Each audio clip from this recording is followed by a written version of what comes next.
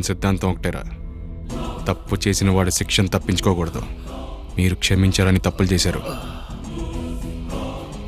నా దృష్టిలో మీరు ఎవ్వరూ బతకడానికి అర్హులు కాదు. అందుకే శిక్షలు వేశాను.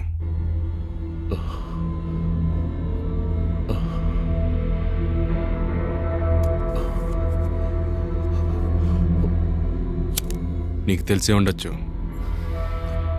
మరణ శిక్షలు 3 రకాలు. ఒకటి ఉరి శిక్ష, రెండోది రోడ్డు మీద కుక్కను కాల్చినట్టు కాల్చేయడం,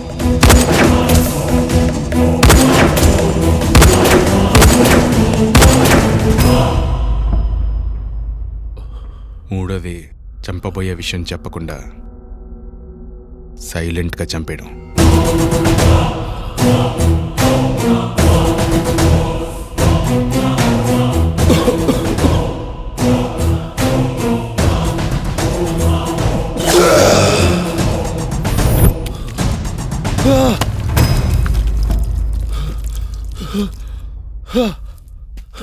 నీకు చెప్పాను కదరా, నా టైమింగ్ మామూలుగా ఉండదని. నా టైమింగ్ మామూలుగా ఉండదు. నీకు అర్థమయ్యేలోపు అంతా అయిపోతుంది.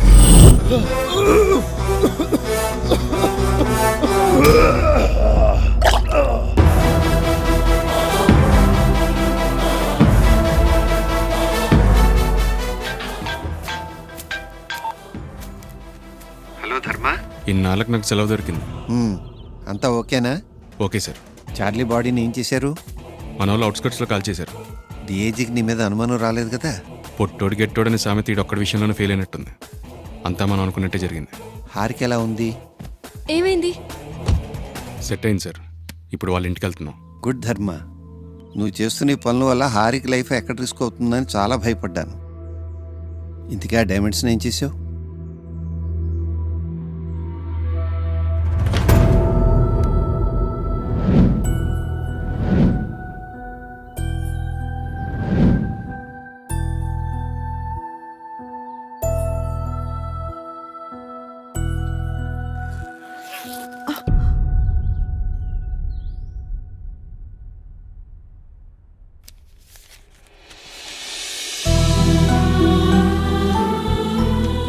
మీ ఎదురుగా ఉన్న బ్యాగ్లో డైమండ్స్, గోల్డ్ బిస్కెట్స్, క్యాష్ ఉన్నాయి.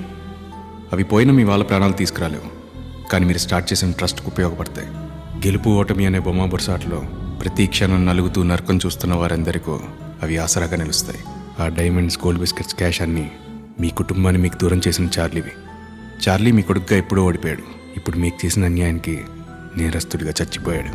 బయట ప్రపంచానికి చార్లీ తప్పించుకున్నాడు. ఇంకా బతికే ఉన్నాడన్న అబద్ధం తెలుసు. మీకు మాత్రమే ఈ నిజం తెలుసు. బొమ్మ పడినా బొరుసు పడినా న్యాయమే గెలుస్తుంది. గెలవాలి. నేను ఎవరా అని ఆలోచించకండి, మనకు పరిచయం లేదు.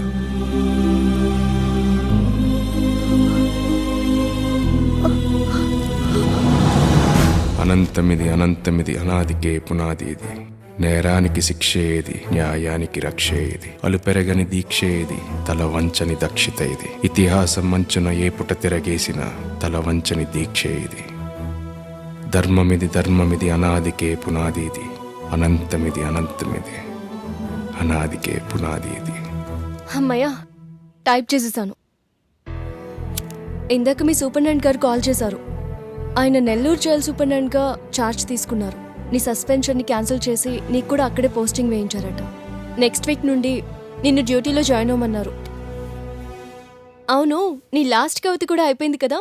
ఇంతకీ నీ బుక్కి పేరేం పెడతావు? నా యాటిట్యూడ్ చూసి చాలామంది నన్ను రాక్షసుడు అని పిలిచేవాళ్ళు. దాని గుర్తుగా అదే పెడదాం అనుకుంటున్నాను. ఏంటది? అసుర.